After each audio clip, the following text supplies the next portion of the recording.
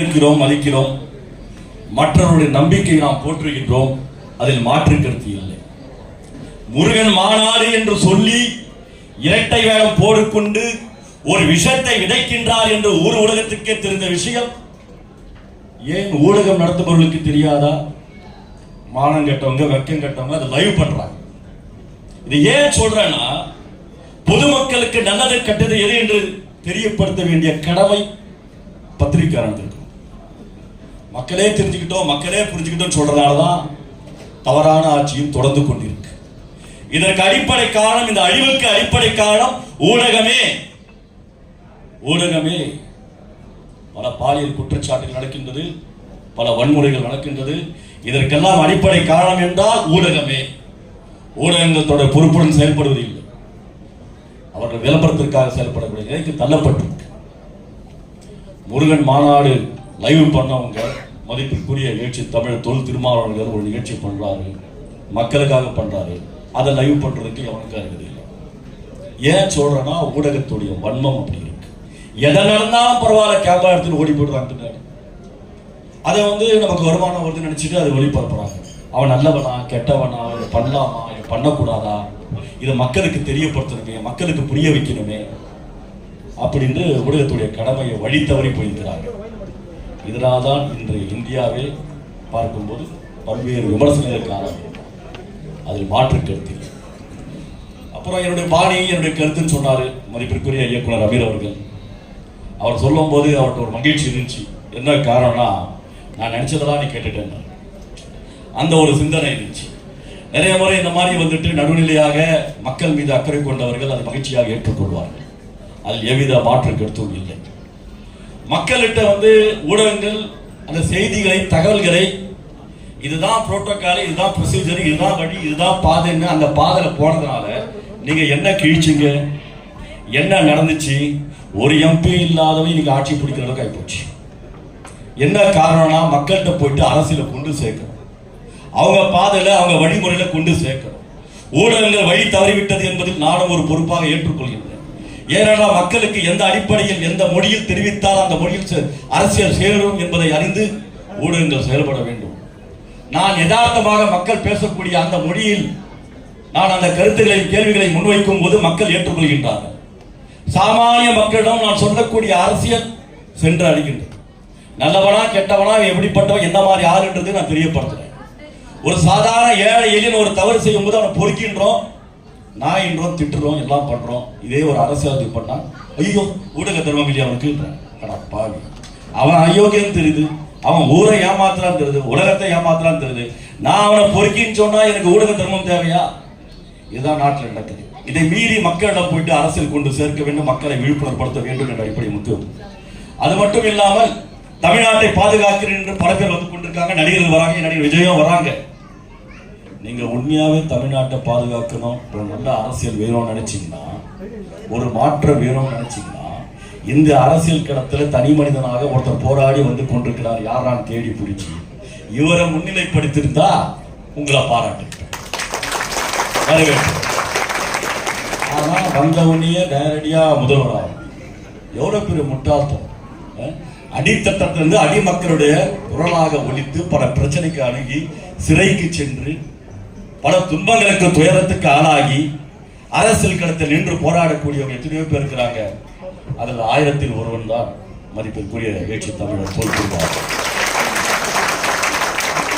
தொல் திருமாவளவன் அவர்கள். எனக்கு ஏன் பிடிக்கும்ன்றது நானே பல முறை யோசிச்சேன். எத்தனையோ அரசியல்வாதி தெரியும், எத்தனையோ அரசியல் கட்சி தலைவர்கள் தெரியும். இவருக்கும் எனக்கும் எந்த தொடர்பும் இல்லை, எந்த சூழ்நிலையும் இல்லை. நான் படிக்கும் போதுதான் நடிகர்களுடைய போட்டோ தான் வச்சிருந்தேன். என்னுடைய பெற்றவங்களாம் வேற கட்சி தலைவர்கள் தான் பின்பற்றினாங்க. அப்படி இருக்கும்போது நான் ஏன் இவரை நேசிச்சேன்னு பார்க்கும்போது, அது எப்படி சொல்லணும்னா, தொல் திருமாவளவன் அவர்கள் தெரிவதற்கு முன்பு அவருடைய தொண்டர்களுக்காக, கட்சிக்காரங்க என்ன உணர்வு, என்ன உணர்வு, இது வரைக்கும் என் வாழ்க்கையில எங்குமே நாம இந்த மாதிரி ஒரு கூட்டத்தை பார்த்தோம்.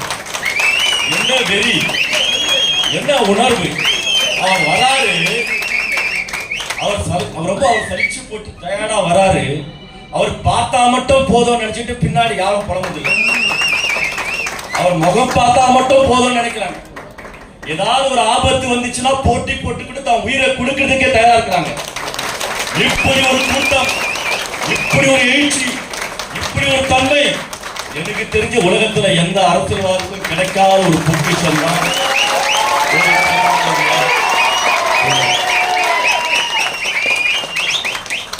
இந்த மாதிரி ஒரு புரட்சி, இந்த மாதிரி ஒரு உணர்வு நம்ம நினைக்கிறோம். சினிமாக்காரன் பார்க்கறது ரசிகர்கள் கட் அவுட் பண்றான், அதை பண்றான், இதை பண்றாங்க. இவனுக்கும் பண்ண தெரியும், ஆனா பண்ண மாட்டாங்க. ஏன்னா தலைவன் காட்டிய வழி அதெல்லாம் பண்ணக்கூடாது, சரியா இருக்கு. தலித் சமுதாய மக்களை வேறொரு பார்வையாக அடையாளப்படுத்தி முன்னிலைப்படுத்தி அவளை காயப்படுத்தி அவளை ஒதுக்கி வேடிக்கை பார்த்தவர்கள் இன்னைக்கு ஆடி போயிருக்கிறார்கள். என்னடா கட்டமைப்பு? இன்னைக்கு தலித் சமுதாய மக்கள் ஒழுக்கத்தின் விளக்காக செயல்படுறாங்க, ஒழுக்கத்தின் நெறியாக செயல்படுறாங்க, அவங்களை வழி நடத்துறார். ஒரு தொண்டன் எப்படி இருக்க வேண்டும் என்றால் முதலில் அந்த தலைவன் இருக்க வேண்டும். அந்த தலைவன் ஒழுங்காக இருந்தால்தான் தொண்டன் முழு உணர்வுடன் ஈடுபாடுடன் இருக்க முடியும் என்பது அது திருமாவளவன் மட்டும்தான். தனிப்பட்ட வாழ்க்கையோ இல்ல நிஜ வாழ்க்கையோ அரசியல் வாழ்க்கையோ அது எந்த வாழ்க்கையா இருந்தாலும் சரி, அவன் பிஜேபியோ அதிமுகவோ காங்கிரஸோ இல்ல எந்த ஜாதியோ எந்த மதமோ தேவையில்லை. அவனுக்கு பாதிப்புனா குறைந்த வேண்டும்.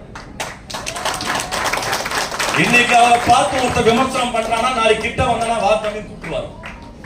ஏன்னா எதுவுமே இல்ல, முட்டா எது பேசிட்டோம் அவ்வளவுதான். அவர் அதுவும் சொல்ல மாட்டார், நம்ம தான் தெரிஞ்சுக்கணும். தொல் திருமாவளவனுடைய செயல்பாடுகள் அப்படி இருக்கிறது எனக்கு ரொம்ப வியப்பா இருக்கு. நான் ஏன் இதை சொல்றேன்னா, இன்றைய ஊடகங்கள் கேலி கூத்தா இருக்கு. இன்றைய அரசியல்வாதிகள் யாராவது நல்ல ஆட்சி வேணும், நல்ல மனுஷன் வேணும், நல்லவங்க வேணும் நினைச்சானா எந்த நடிகராக இருந்தாலும் சரி, யாரா இருந்தாலும் சரி, உங்களுக்காக உழைச்சி போராங்க மனிதரை உங்க புள்ளியில அருகதை இல்லைன்னா நீங்க எப்படி நல்லா இருக்க முடியும்? எப்படி நல்லவர்களா இருக்க முடியும்? இதே விஜய் நேரடியா கேட்கிறேன், நீங்க சினிமாவில் இருந்தீங்க, அதற்காக தன் வாழ்க்கையை அர்ப்பணித்து ஒருத்தர் வாழ்ந்து கொண்டிருக்கிறாரு. இதோட நல்ல மனுஷன் கேட்பாங்க. நல்லவன் கண்ணுக்கு தான் நல்லவன் தெரியும், கேட்டவன் கண்ணுக்கு அயோக்கிய கண்ணுக்கு தெரியுமா? அந்த மாதிரி அடிப்படையில் சமுதாயத்தில் நல்ல மனிதர்களை தேர்வு செய்து அவரை முன்னிலைப்படுத்த வேண்டும் என்பது ஊடகத்துடைய பங்களிப்பு இருக்கு. பண்ணல. ஆனா ஆட்சி அதிகாரத்துக்கு வந்து சத்திய பிரமாணம் செய்து முதல்வராக வேண்டும் என்ற அவசியம் இல்லை. ஆல்ரெடி அவர் முதல்வர் ஆகிட்டார்.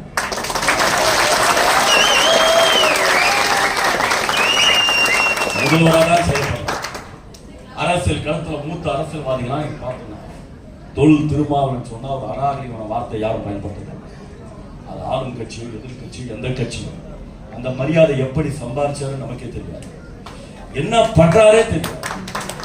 அமைதியா இருக்கிறாரு, ஆனா பேசவே மாட்டாரு. எப்படா பேசினா அவர் தான் முடிஞ்சு போச்சு. கத்தி கத்தி பேசலாம். ஒருத்தன் எவ்வளவுதான் கத்தி பேசுவான். வயசு 62 ஆயிடுச்சு. ஆண்டவன் விட்டுருவானா இழுத்துருவான், குரல் போயிடும். அப்புறம் பக்கத்துல கூட்டமே இருக்காது. அதாவது எப்படி பேசணும், எப்படி சத்தமா பேசணும் முக்கியம் இல்லை. என்ன கருத்துல பேசணும், எந்த நோக்கத்துல பேசணும், யாருக்காக, எதற்காக. நடைமுறை அரசியல் பேசணும், நடைமுறை வாழ்க்கையை பேசணும். மன்னாதி மன்னன் இப்படி வாழ்ந்தான், அவன் இப்படி வாழ்ந்தானா உடன்கட்டுலாம் இருக்கு, ஏத்துக்கலாமா? இதெல்லாம் தமிழ் பண்பாடா, கலாச்சாரமா? தமிழ் பண்பாட்டை சிறுமைப்படுத்தலாம். அது பறந்து இருக்கு. நல்லவர்கள் நேசிப்பதுதான் தமிழ் பண்பாடு. அவன் கெட்டவனா இருந்தாலும் பரவாயில்ல, அயோகனா இருந்தாலும் பரவாயில்ல, ஏற்றுக்கொள்றது தமிழ் பண்பாடு அல்ல. அதை நம்ம குறுகிய வட்டத்தில் கொண்டு வராங்க. எப்படியோ அது பாஜக தான் அந்த வெற்றி சேர்ந்து. ஆகவே அவங்க தான் வந்துட்டு தேசியம் தெய்வீகம் சொன்னாங்க. அதெல்லாம் ஒண்ணு இல்லை, நம்மகிட்டே இருக்கு மை இந்தியா. எல்லாரும் சொல்ல ஆரம்பிச்சிருக்கோம் மை இந்தியா. இனிமே இப்படிதான் இருக்கும், இப்படிதான் மாறும். நான் மறுபடியும் சொல்ற, அரசியல் களத்தில் மிகப்பெரிய ஒரு விழிப்புணர்வு ஏற்பட வேண்டும் என்றால் விசிகா தொண்டர்கள் மட்டுமில்லை, அவங்க குடும்பத்தில் உள்ள எல்லோருக்குமே நீங்க புரிய வைக்கணும். அரசியல்னா என்ன, அரசியல் களம் என்ன. நமக்கு வந்து அரசியல ஓட்டு போட்டு ஒரு முதல்வரோ ஒரு எம்எல்ஏ இல்லை. எதிர்காலத்தில் எந்த ஒரு பிரச்சனை வந்தாலும் நமக்காக எதிர் நிற்கக்கூடிய ஒரு ஆள் தேவை. நீ என்னதான் கோடி கோடி சம்பாதிச்சாலும் ஒரு மயிலை கொண்டு போறதுன்னு சொல்லுவாங்கல்ல, அது நிஜம். அந்த அடிப்படையில எதுவுமே தேவையில்லை, அந்த மக்களுக்காக ஏதாவது செய்யணும்னு நினைக்கிறாங்க. இவர்தான் புரிச்சு. எத்தனை கோடிகள் பதவிகள் உயர்வுகள் எது இருந்தாலும் காலப்போக்கில பார்க்கும்போது ஒருத்தர் ஏத்துக்குவான், ஒருத்தர் திட்டுவான், ஒருத்தர் ஏதாவது விமர்சனம் பண்ணுவான். கடைசியில் ஒண்ணுமே இருக்காது. காலம் மாற மாற மாற இந்த சமுதாய மக்கள் மறந்துட்டு அடுத்த கட்ட பதவி. நீங்க அப்படிதான் ஜெயலலிதா ஜெயலலிதான்னு சொன்னாங்க, ராஜீவ் காந்தி நாங்க, இந்திரா காந்தி நாங்க, எங்க இருக்காங்கன்னு தெரியல. எல்லாம் அப்படியே மாறி போயிடுச்சு. அந்த கட்சிக்காரர்களை பயன்படுத்த நிலைக்கு தரப்பட்டிருக்கு. ஆனா இது அப்படி இல்லவே இல்லை. நான் தொழில் திருமாவளவன் சொல்றேன், நீங்க என்ன பண்ணீங்கன்னு தெரியல, நீங்க எப்படி கட்டமைக்குன்னு தெரியல. என்ன சொல்ல பிரசாந்த் கிஷோர் சொல்றாங்க, அவெல்லாம் உங்கள்கிட்ட பாடம் கேட்டாங்க, என்ன பண்றாருன்னு தெரியல. அப்படியே சைலண்டா சிரிக்கிறாரு, சைலண்டா கடந்து போறாரு. கட்சியில ஒரு குற்றச்சாட்டி அவன் மேல விமர்சனம் வந்தாலும் ஊடகம்னா கத்தினே இருக்கும். இவன் எப்படி பேசுறான், எப்படி பேசுறான் கண்டிக்க மாட்டேன். பேசு பேசு பேசு பேசு பேசு பேசு. ஆனா அவர் எல்லாரும் பேச விட்டு கடைசியில் ஒரு முடிவு அவர் எடுக்க மாட்டாரு. எவன் கேட்டவனா அவனே வெளியே போயிடுவான், எவன் ஐயம்னா அவனே வெளியே போயிடுவான். அவன் முகமுடியா அவரே கிழிப்பாரு. எப்படி கிழிப்பாருன்னு தெரியாது, என்ன பண்ணுவாருன்னு தெரியாது. நானே பல பேர்கிட்ட சொல்லியிருக்கேன். கலைஞர் கருணாநிதி சொல்லுவாங்க, இவர் 5 கலைஞர் ரொம்ப சைலண்டா இருக்கும். உண்மையான வீரனுக்கு அழகு தெரியுமா? அமைதி தான். கோடை தான் சத்தம் போடுவான், ஊ கத்துவான், இப்படி கை தூக்குவான், இப்படி பண்ணுவான், எல்லாம் பண்ணுவான். அவன் கோடை பயம் பயம் பயம் பயம். வீரன் தான் கத்த மாட்டான், சைலண்டா இருக்கும். என்ன செய்யணுமோ எதை செய்யணுமோ அது செய்யணும், எதுவுமே தேவை. யோசிச்சு பாருங்க, அரசியல் களத்துல எந்த ஒரு பேக்ரவுண்டும் இல்லை, எந்த ஒரு விளம்பரமும் இல்லை, எந்த ஒரு சினிமா கவர்ச்சியும் இல்லை. ஒரு தனி மனிதன் இந்த காலகட்டத்தில் வர முடியுமா? இத்தனை தொண்டர்களை ஈர்க்க முடியுமா? இத்தனை உணர்வாளர்களை உள்ள கொண்டு வர முடியுமா? அப்படி யாராவது முடியுமா? யோசிச்சு பாருங்க. இனிமே யாரும் வரப்போறது இல்லை, இந்த மாதிரி யாரும் இருக்க போறது இல்லை. ஆனா நமக்கு கிடைத்த பொக்கிஷம் என்பது ஒரு பத்திரிகையாளர் வீட்டுக்கெல்லாம் நம்ம மாதிரி முட்டாள் இல்லை. நான் இன்னைக்கும் சொல்றேன், இந்த திராவிட மண் பெரியார் மண் சொல்றோம். ஆனா இன்னைக்கு சொல்றேன், அது எந்த கட்சியா இருந்தாலும் பரவாயில்ல, நீங்க உண்மையாவே காமராஜர் நேசிக்கிறேன், அவரை நேசிக்கிறேன், இவரை நேசிக்கிறேன் அப்படிலாம் சொன்னாலும் அவருடைய கனவு எது இருந்துச்சு, பெரியாருடைய கனவு இருந்துச்சுன்னா இப்படிப்பட்ட மனிதரை ஒரு முதல்வராக்கி அழகுப்பாரு. எந்த கட்சியிலும் பரவாயில்ல, வாய்ப்பு வழங்கணும், வழங்கி இருக்கணும், அது நல்லது. துணை முதல்வர் சொல்றாங்க, அதான் முட்டாள்தனம். எது துணை முதல்வர்? அப்படிலாம் அவர் இருக்க மாட்டார், அவருக்கு அவசியமே இல்லை. பல முறை சொல்லிட்டாரு, இந்த சீட்டுக்கு நோட்டுக்கு எல்லாம் என்கிட்ட வராதிங்க, நான் எங்கேயுமே நிற்க மாட்டேன், அதெல்லாம் அவசியமே இல்லை. இன்னைக்கு தொல் திருமாவளவன் தன்னுடைய கொள்கை சித்தாந்தங்களை தூக்கி போட்டு இருந்தார்னா இன்னைக்கு இந்தியாவோட ஜனாதிபதியா இருக்கலாம், தூக்கி கொண்டாடி இருப்பாங்க.